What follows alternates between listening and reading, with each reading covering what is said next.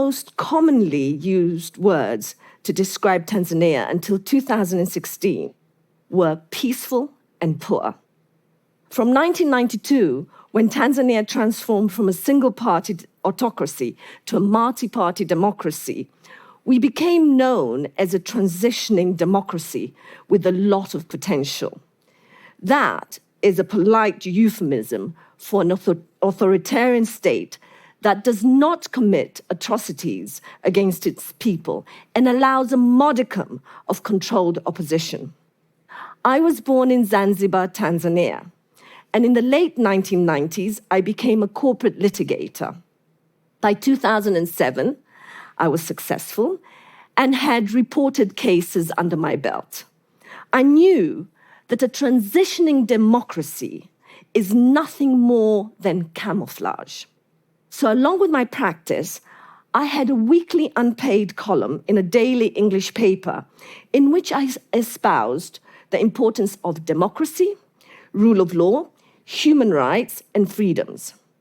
I was chugging along nicely, raising a family, working hard, and contributing to public awareness. Until late 2015, when a man named John Pombe Magufuli, also known as the bulldozer, became president. Under him, Tanzania reverted to full-blown autocracy.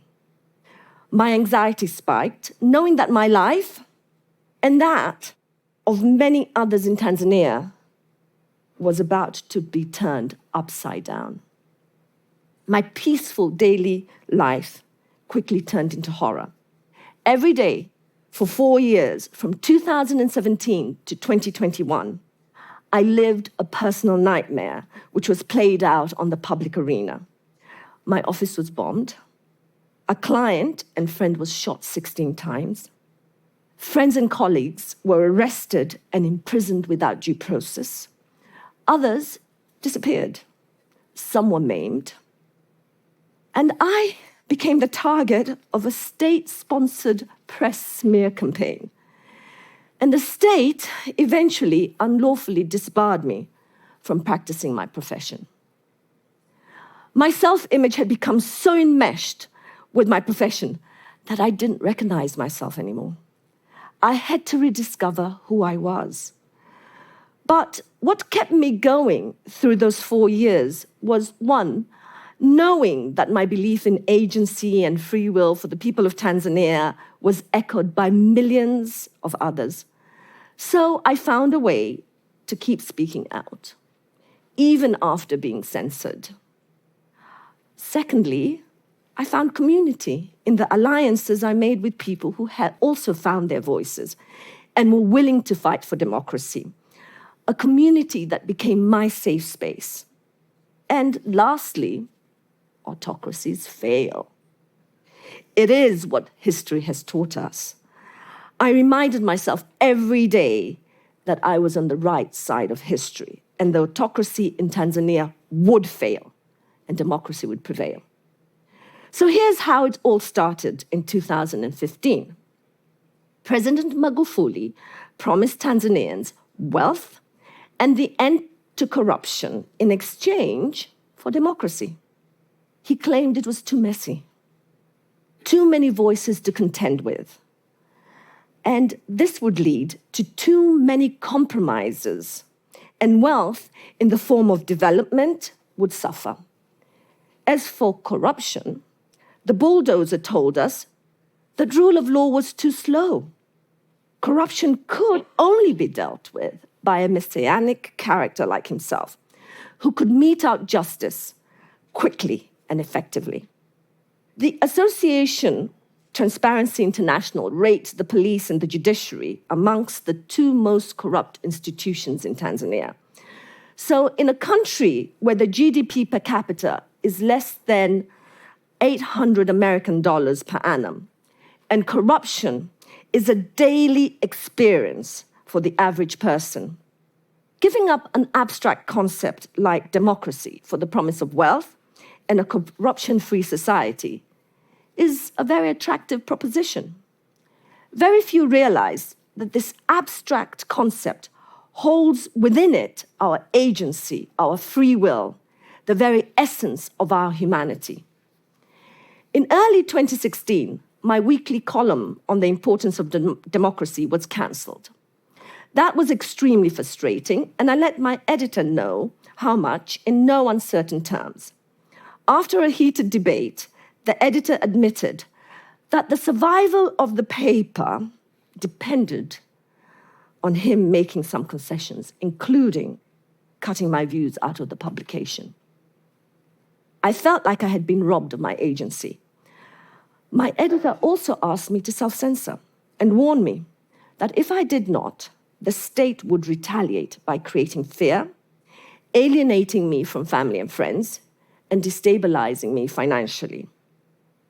By late 2016, the public campaign of fear had begun.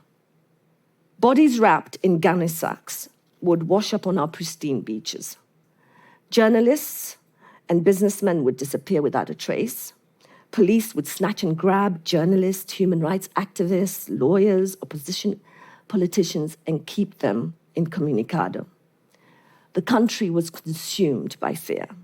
In June 2017, I dared to lift my head above the parapet, and I represented Tundu Lissu, an opposition politician and also the president of the Bar Association of Tanganyika Law Society, who had been arrested and held incommunicado for more than 1 week. What was his crime? He called Magufuli a petty dictator. He was finally released on bail in July.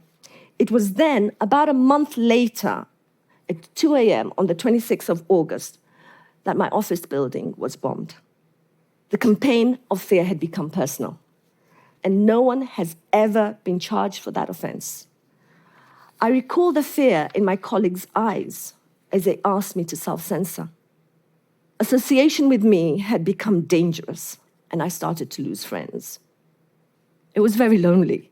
Then, on 7th September 2017, Tundu Lissu was shot 16 times with a submachine gun in broad daylight outside his home.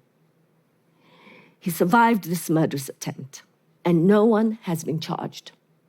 Like the rest of the country, on the afternoon of the shooting, I was in disbelief, and fear gripped me. You know, fear can either cripple you into inaction or spur you to fight. I consider myself lucky. Fear spurs me to fight. So I began to fight back.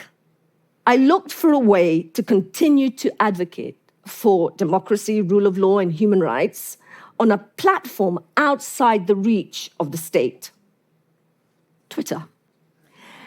In January 2018, I joined Twitter, where I started publishing my thoughts on democracy, rule of law, and human rights in Kiswahili. In very little time, I had 1 million followers and was known as Shangazi wa Taifa, which in Swahili means the aunt of the nation. I had regained my voice on my terms. No one could censor me, so I believed. But then, the state machinery used trolls to insult my family and me and threaten my life. It was frightening because I couldn't tell when the internet violence would spill into the real world. But I kept going. I made connections with other Tanzanian Twitter influencers who were fighting for democracy. We were a small group, but we bonded on and offline, and there was power in our conviction and in our message. We created an online democratic space, which we called Twitter Republic. To shut us down, the state spent millions of dollars, and this is a poor country, to block access to Twitter.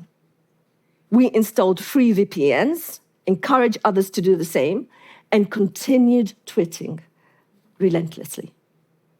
In March 2018, I decided to run for the presidency of the Tanganyika Law Society to keep fighting for rule of law and democracy. I was elected as the second female president of the society and used my position to advocate for democracy, rule of law. The question most people ask is, were you not scared? I was petrified. And when I was driving, I used my rear view mirror and my side view mirror, a lot more than necessary to see who might be following me. But my belief in agency and free will outweighed my fear of the autocratic government. The Tanzanian judiciary has a tradition of inviting the president of the Law Society to speak at Law Day. In February 2019, during Law Day, the judiciary informed me that there was no time for my speech after they had scrutinized it. Again, someone somewhere was attempting to censor me. The entire governing council of the bar boycotted Law Day 2019. I made a recording of my speech in Kiswahili and posted it online. It was about the judicial's role and failure to promote rule of law. It went viral.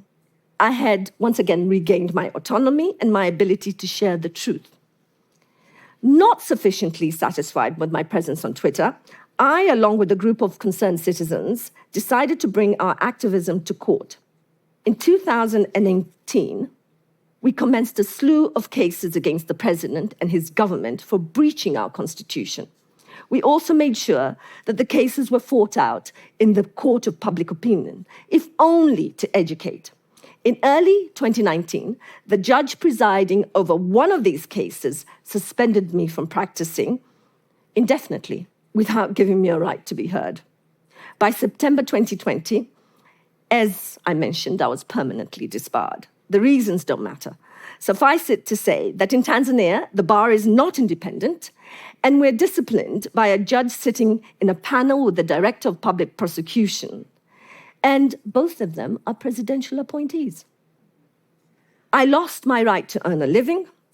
My partners and people I had considered friends promptly fired me from a law firm I had helped build. The government had achieved its goal. I was friendless and financeless. This fight wasn't without tremendous personal cost, but I still had my children, my parents, and my siblings, and I made new friends. But they were all at risk, and I worried about them every day. I couldn't stop, though.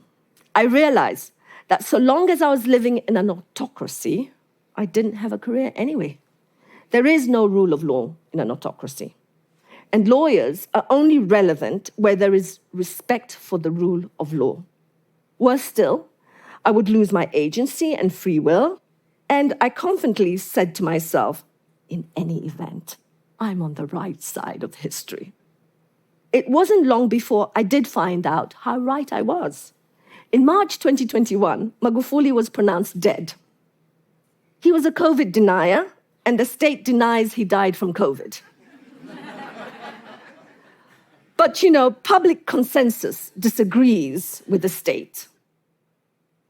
His death marked the end of a terrifying era of hatred and darkness under a fearful autocracy. I don't want you to believe that there is a fairy tale ending and that everything is good in Tanzania. What I can tell you is that we have reverted to a transitioning democracy with a lot of potential. Presidential commissions now invite me to give my opinions on the establishment of rule of law and the need for constitutional reform. Tanzania is presently at a crossroad. We can either remain a transitioning democracy, proceed to become a working democracy, or revert to a murderous autocracy.